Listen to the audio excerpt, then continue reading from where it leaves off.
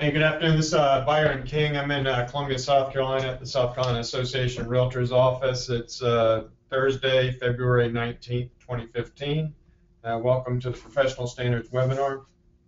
Austin will introduce himself a little bit. The staff here at the State Board that handles professional standards are, your CEO, Nick Cremitis, also an attorney, me, Byron King, who's an attorney, Austin Smallwood, who's an attorney, and Jessica Moores, our administrator for professional standards. This is about an hour long. We'll take questions at the end. If you're interested in seeing the more formal presentation, it takes about 2.5 hours. We'll be in Hilton Head next week on the 26th of February, and we'll be in Florence at the PD board on March 5th. Also next week, South Carolina Association of Realtors is beginning our bus tour February 24th in Aiken. And don't forget, March 24th, we'll be doing the Realtor Rally at the State House. So I'll turn it over to Austin here in a second. Main thing the board of directors wanted to emphasize something. Even though NAR has raised fines up to $15,000, the board of directors wants us to emphasize that professional standards, realtor ethics, emphasize training, not the fines, trying to increase education, bring people back up to speed.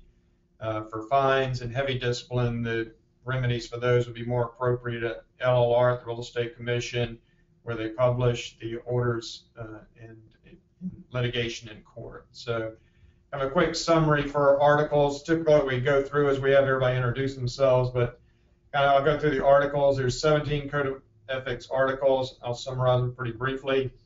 Article 1, tell the truth. Number 2, Article 2, don't conceal.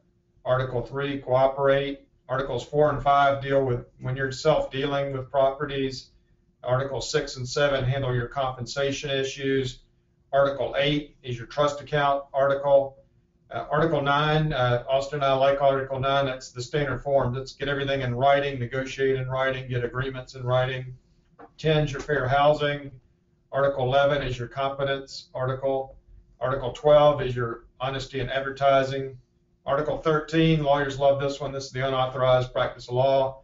Don't practice law without a law license, and always recommend that parties get legal counsel in the real estate transaction. Article 14 makes you cooperate with your professional standards program here at the State Board. Article 15 says don't gossip about other real estate professionals. And Article 16 is don't steal other people's clients.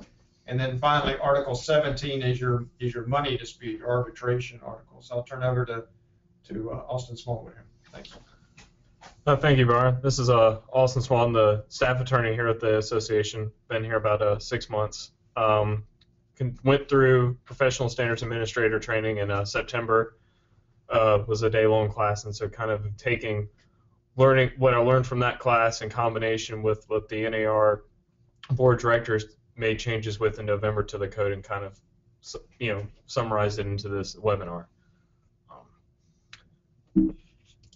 So our objectives for this webinar are to give kind of a brief history and structure of the Code of Ethics, to kind of explain the roles of everybody on either the Professional Standards Committee or the Grievance Committee, kind of what the expectations are for behavior and kind of how you're to conduct yourself on these committees. Kind of go into some of these changes that I mentioned in November at the national meeting. NAR kind of made some wide changes to the Code of Ethics, and kind of wanted to give you guys a brief overview of kind of how the code is changing in the upcoming years. Inside of that is the implementation of a citation program. This is one of the programs that NAR has now made an optional thing for an association to adopt.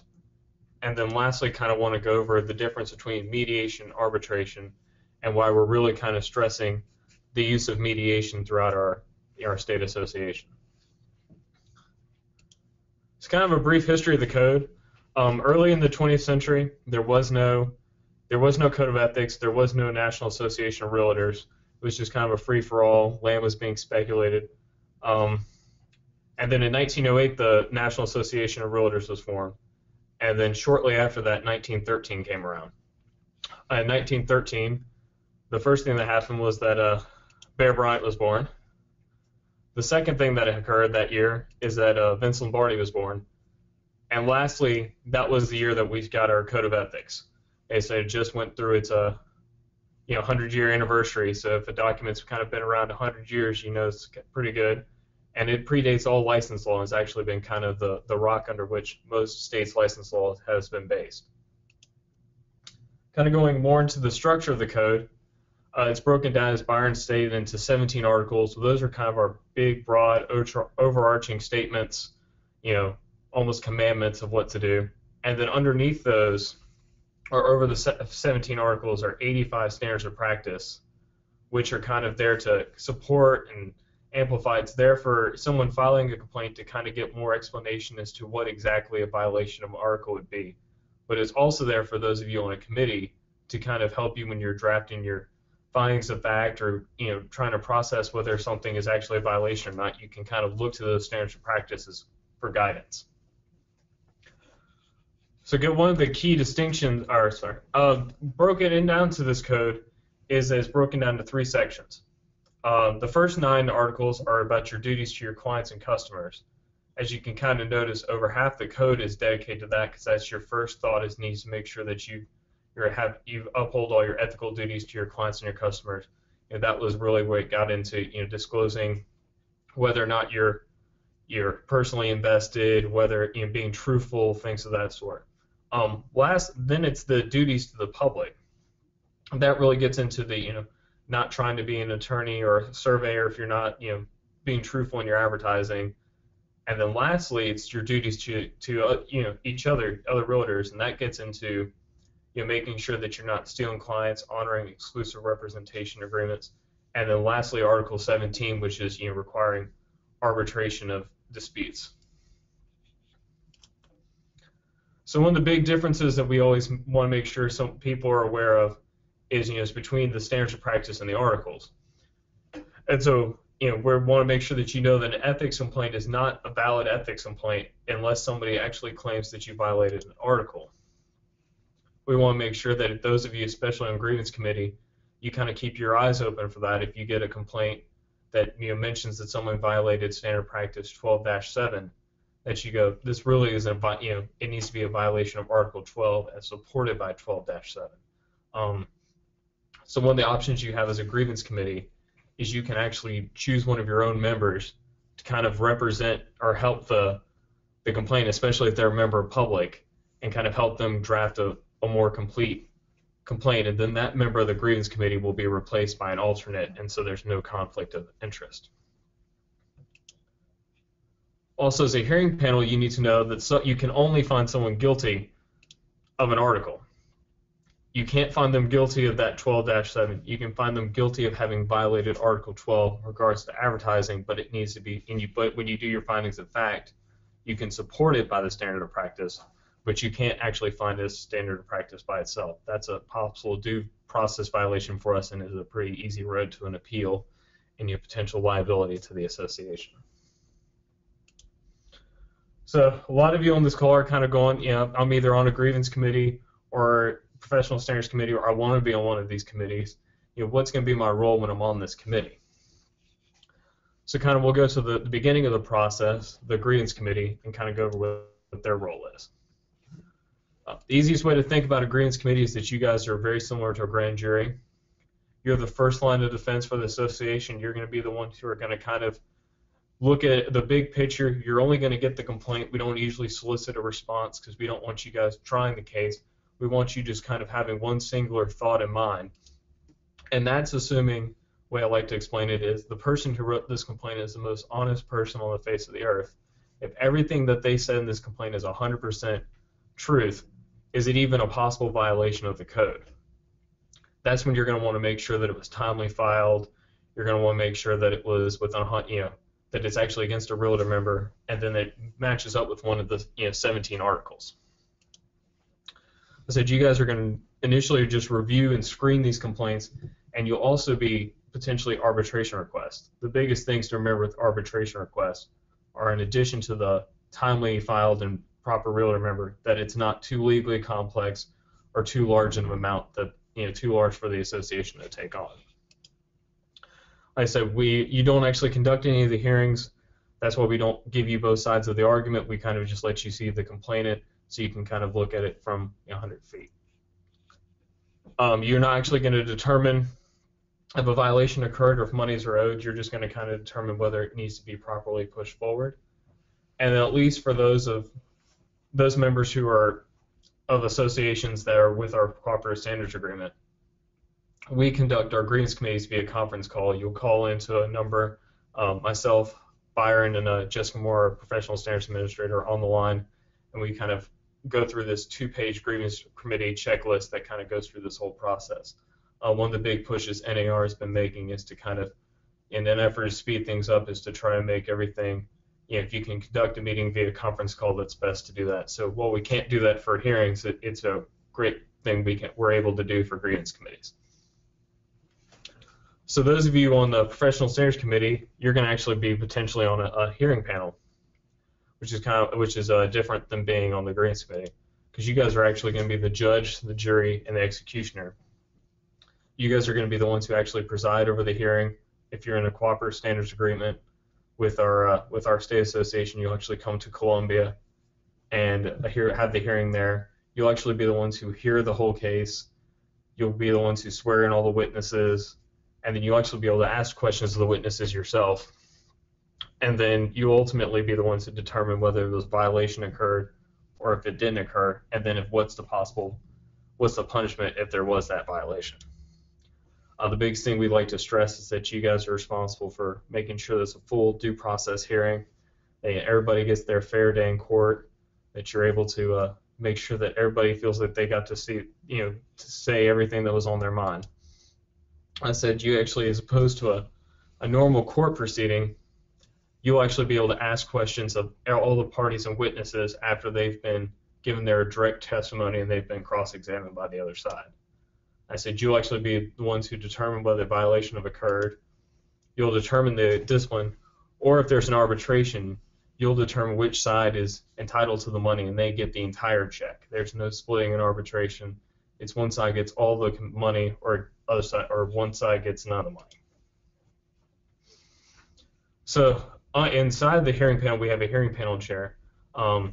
If you're on a hearing panel, we're ultimately hoping one day that you'll become a hearing panel chair. So if you're on a hearing panel, we kind of ask that you watch the hearing panel chair, potentially ask some questions during the break. Hey, why'd you do this? Why'd you do that? And so the more people we can get who have chair experience, the better kind of hearing panels we can get throughout the state. So the hearing panel chair is very similar to the Chief Justice. They sit in the middle of the table. They get the gavel. They kind of preside over the whole proceeding.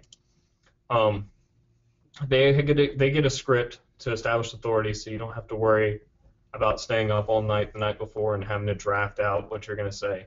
There's a script provided that comes from NAR that we modify, so that's not a big issue there.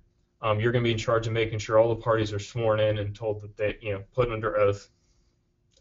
You're going to actually get to determine the admissibility of any evidence that's not presented or turned in before the hearing.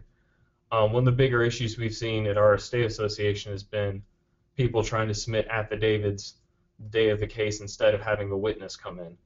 That's going to be one of those as a hearing panel chair. You're going to want to weigh how beneficial this evidence is as opposed to how prejudicial it is to the other side. Because an affidavit, they're not going to be able to cross-examine the statement, so you need to kind of weigh that in mind and think about whether it's a possible due process issue and could end up on an appeal.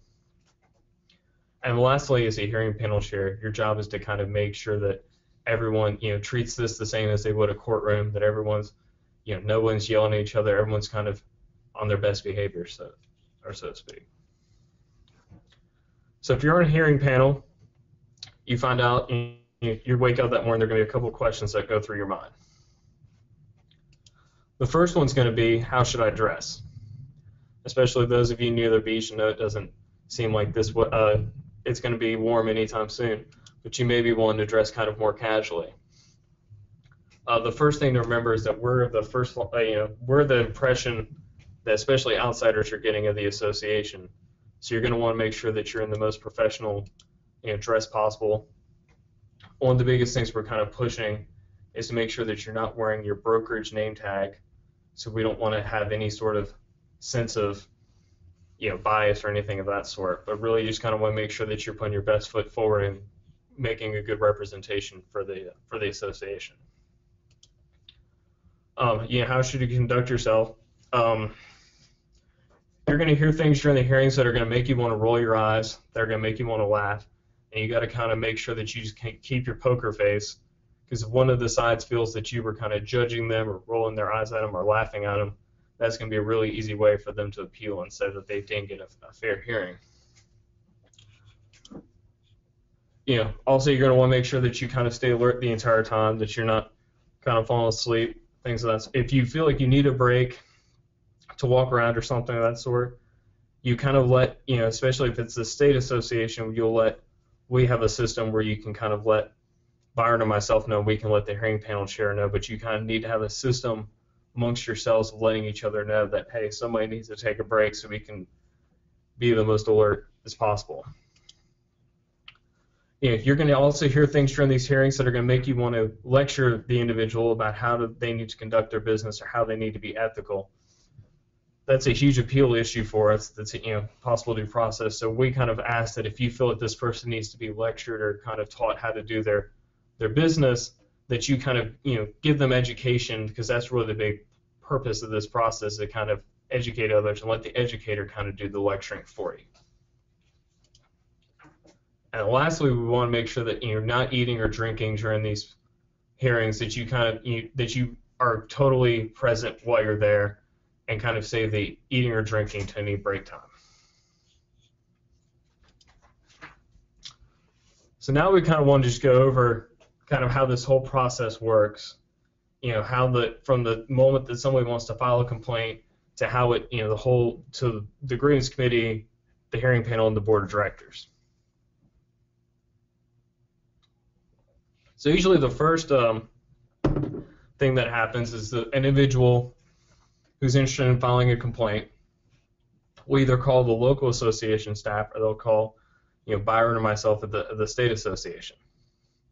The first thing we always do is we make sure and we ask, have you talked to the other side? Have you talked to your broker? Have you talked to the other side's broker? We try to do some sort of informal mediation right off the bat. That handles it in a lot of situations, but sometimes that just isn't enough, and so we end up sending them a complaint package. We're seeing at the state level about for every 10 packages we send out, we get about 1 back. So once we get a complaint package back, we'll pull a grievance committee. We usually be about 5 members plus an alternate, and they'll actually go through and like I said, they'll get on the conference call and they'll go through this entire process of making sure it's timely filed, that's against real or member, and that it's actually a potential violation. The grievance committee has 3 options once they get this complaint. They can approve it as is and move it right forward to a hearing panel.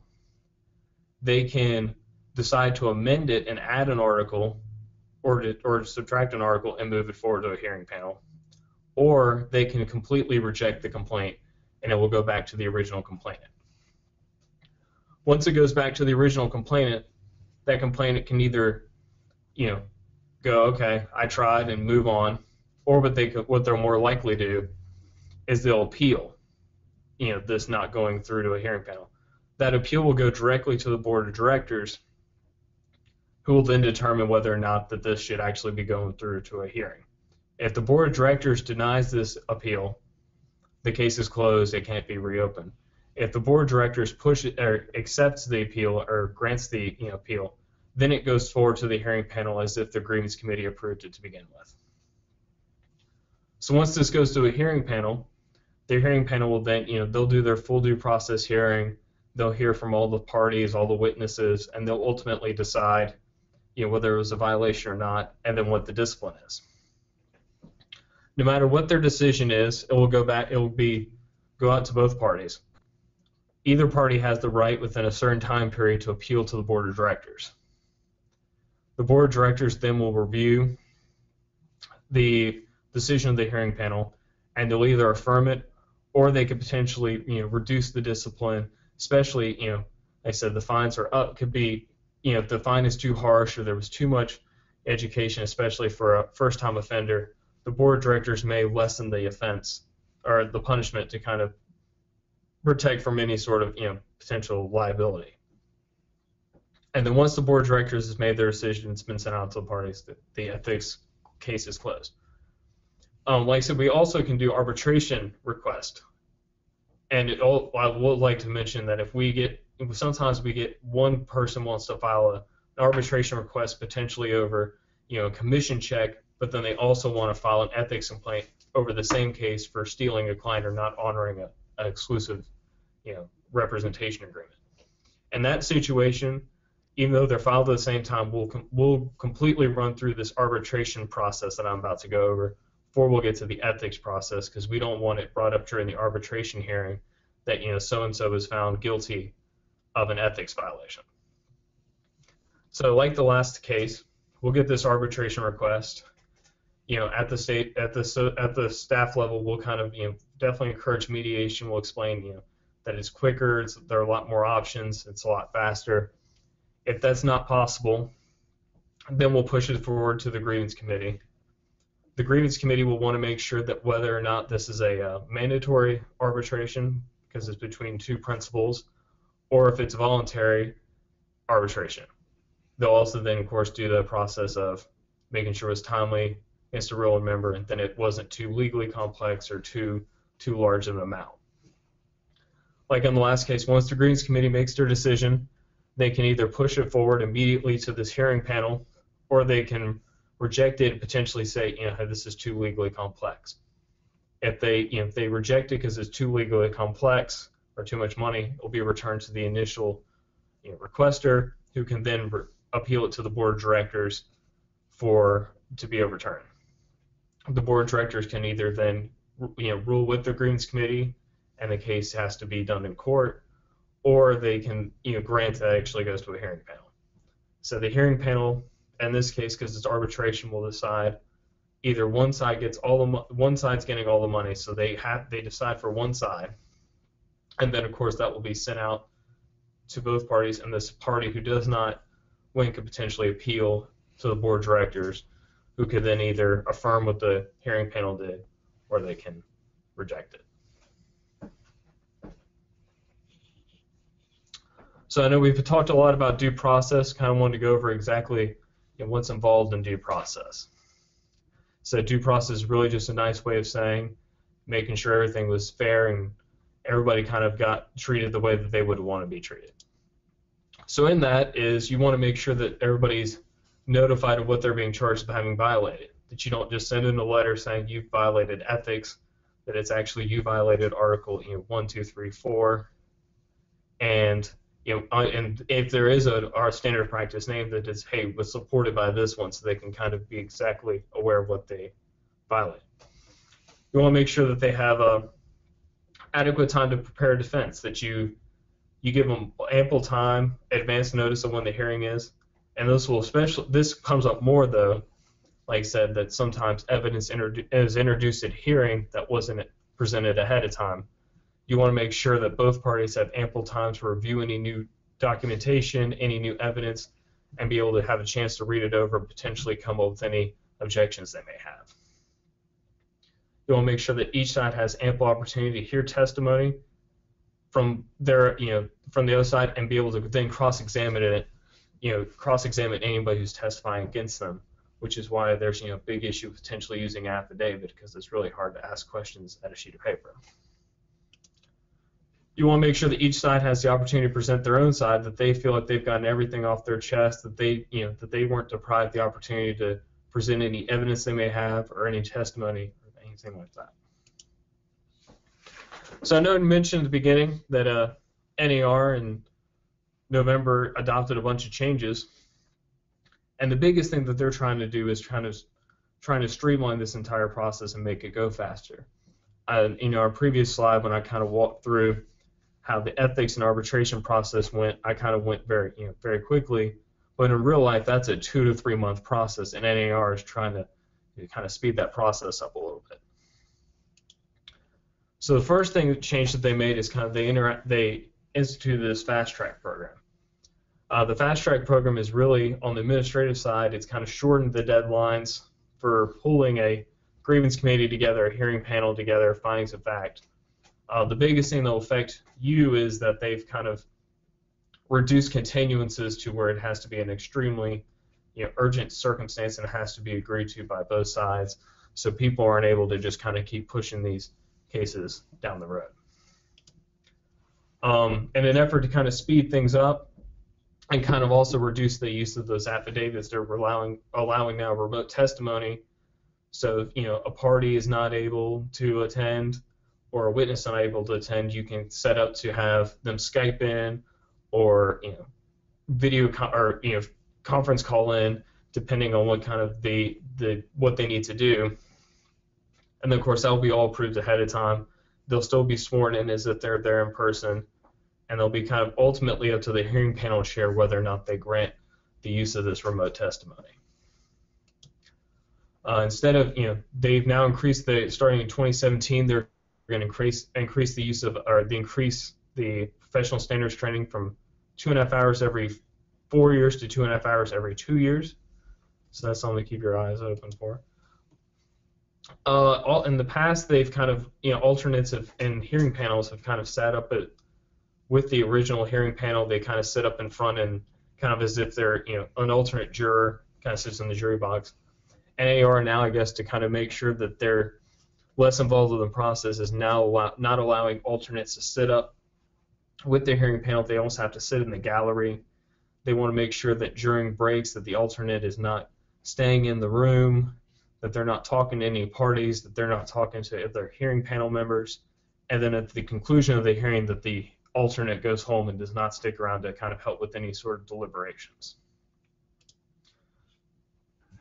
NAR is now kind of included a possible discipline of probation. They kind of envision this for first-time offenders, and what will happen in this case is you'll give them probation and have a fine or education held in abeyance, and as long as the individual does not have any sort of other ethics violations for a period up to a year, their record's clean, they aren't going to be charged any sort of that fine or that education. But if they do have another ethics violation, the probation goes away and they have that fine or ethics or education waiting for them. And then NAR, like I mentioned earlier, has kind of adopted the citation policy and Ombudsman program, or two programs that they've initiated that I'm going to kind of speak to now in more detail.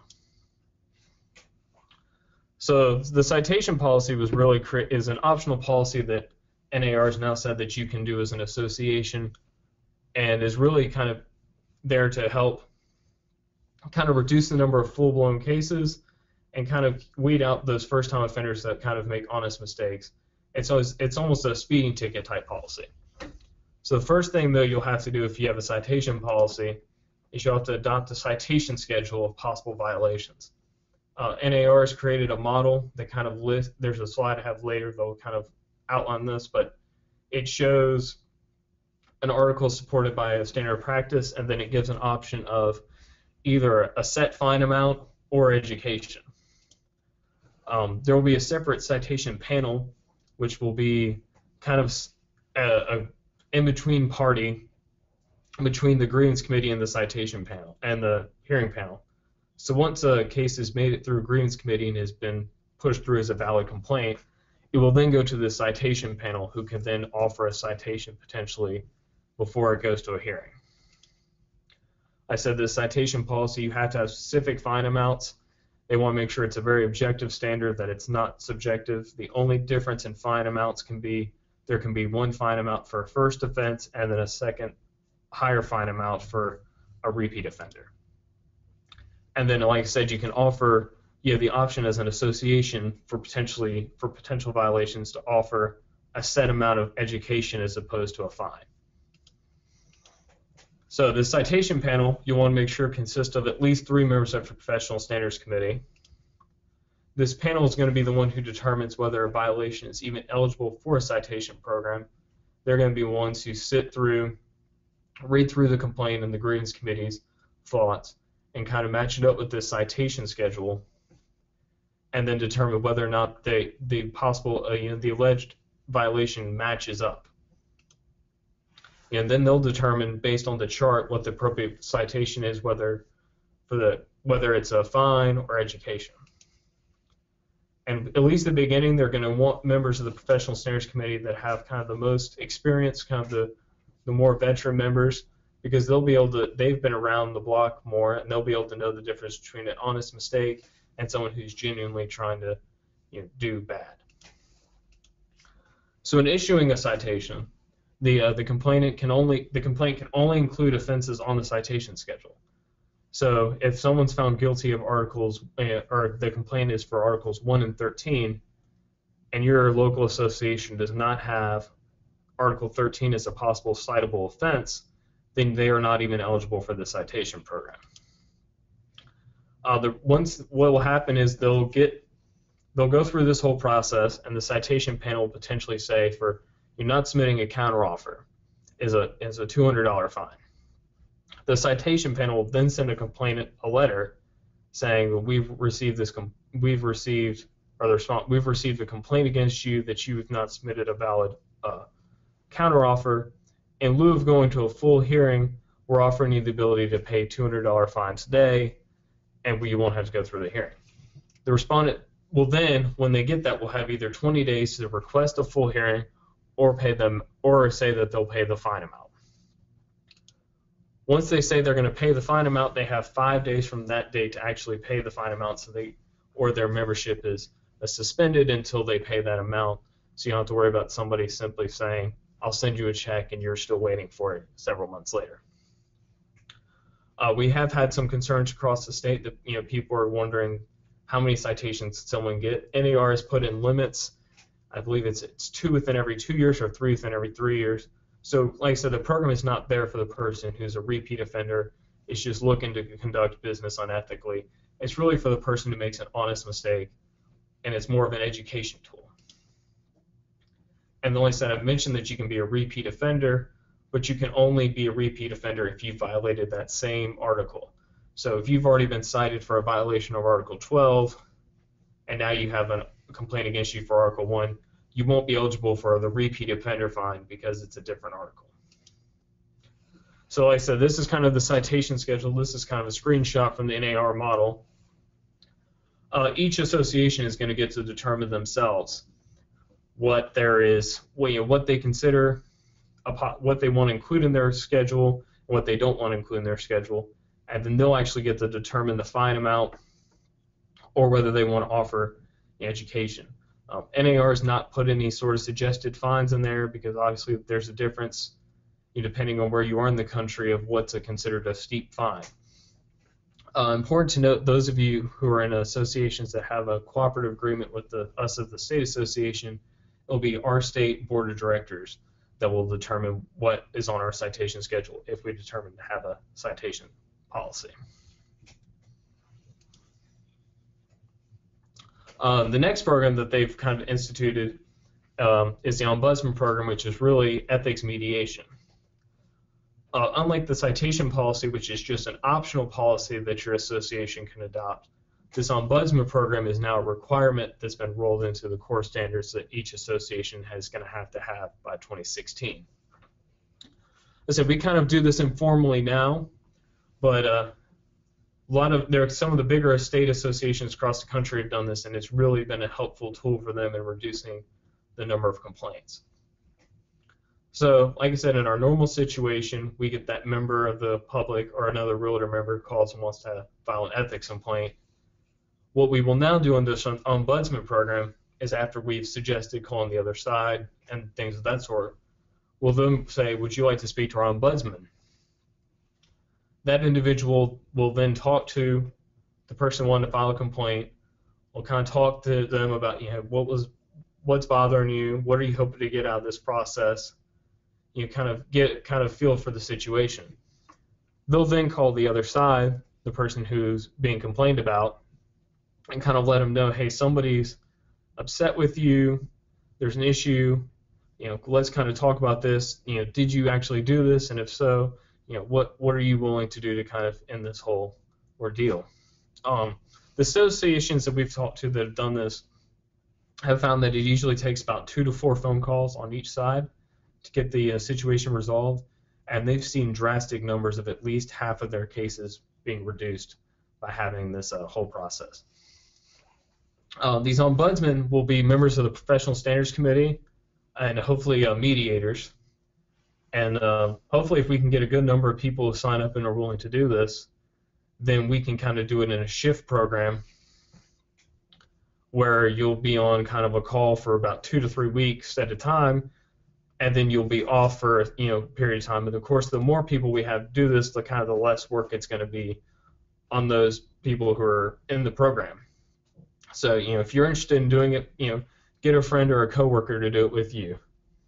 And so the big thing that NAR is really pushing this program for us because it's going to reduce the cost of doing the whole complaint process, having to have members of our association drive to Columbia, having to send out all sorts of paperwork, and instead it's a much more time-friendly process. It can be conducted in a few weeks as opposed to several months. So one of the big pushes we're making statewide is to really kind of push mediation. And so we have a lot of members even who don't really understand the difference between mediation and arbitration and why mediation is such a more desirable result. So mediation is kind of a much lower cost.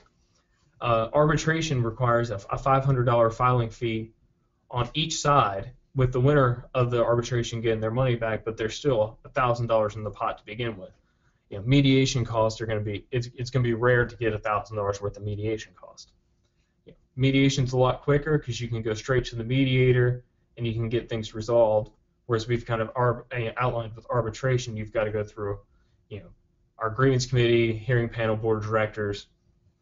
It's a lot longer process. Mediation is kind of a win-win. You can split money, you can kind of come up with any sort of combination percentages you want, whereas arbitration it's 100% for one side and 0 for the other. With that, mediation kind of creates a lot better relationship because you feel like you've worked together, you weren't so combative or adversarial. And mediation even allows things we've heard as little as an apology, I'm sorry. Whereas in arbitration, you can say you're sorry or apologize, but there's ultimately still going to be a check that has to be distributed. And the biggest thing that people like is in mediation, the parties actually get to decide what the deal is, and the mediator's just kind of there to supervise. Whereas in arbitration, it's ultimately up to that hearing panel of 5 individuals of who gets the money and how much. So kind of now we want to go briefly over a hypothetical that will kind of sum up this whole PowerPoint. So kind of give everybody out there a minute or two to kind of read over this hypothetical case.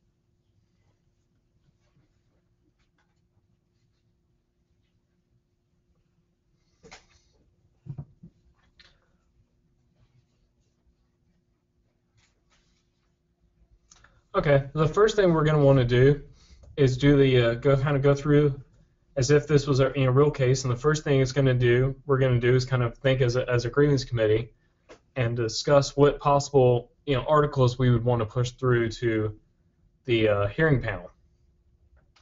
So the first article that you'd want to push through would be Article 12, because the respondent posted on his Facebook page material by the complainant without any sort of authorization.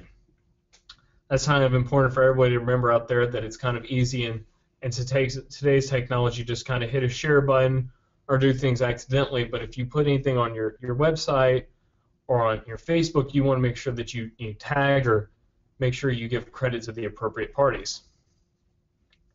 The next article you want to make sure that you took note of is Article 15. That's in that section about duties to other realtors, and that you want to make sure that you're not saying things of, talking bad about other sides, saying that they can't close deals, things of that sort, because that could even give rise to possible restraint of trade or an antitrust issue. But like I said, we mentioned earlier, as a grievance committee, you have the ability to even amend a complaint. And in this case, you would want to amend the complaint to include Article 14, because it's important to know, especially as members of our hearing panels or grievance committees, that everything that happens in our process is confidential. That's one of the biggest differences between us and the state association, or the state board, the real estate commission, is that we don't publish our orders of violations, and so everything needs to kind of stay in-house. You don't want to make any comments about any potential rewards or disciplines or things of that sort. So now that this has been pushed forward to the hearing panel, the first thing you'd want to note as a hearing panel is that you would want to ignore the earlier complaint under 1210 you'd want to ignore that by the complainant, because that wasn't timely filed. You want to make sure as a hearing panel that you only hear evidence that's happened within 180 days or has been mentioned in the complaint up to the hearing. Anything that wasn't mentioned beforehand kind of needs to be excluded, and either is not timely, needs to be completely ignored, or if it's newer information, needs to be included in a new complaint. And so ultimately, you would find in this case that the respondent violated Articles 12, 14, and 15.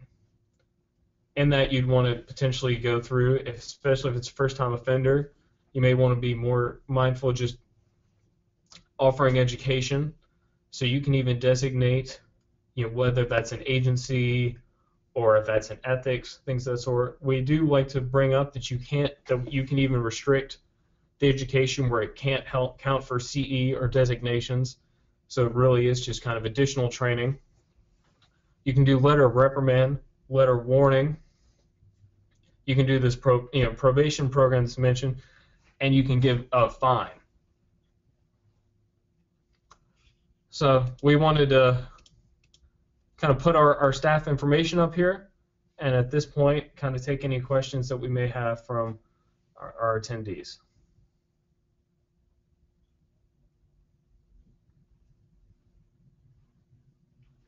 Good job, Austin. While you guys are typing your questions, Byron King again. I'd like to thank Mike Chris for setting this webinar up, Sharon Dalia for all the hard work she and the rest of the staff have been doing on the bus tour. Like we talked about, we'll be in Aiken next week on the 24th of February at Aiken for the bus tour. The bus, SCR staff will be traveling around the state to your local boards. Come see us. We'll be talking about legislative issues getting ready for the March 24th rally at the State House. We're talking about legal issues, member services, zip forms, all that good stuff. We'll have prizes. We'll have handouts for you, a swag bag.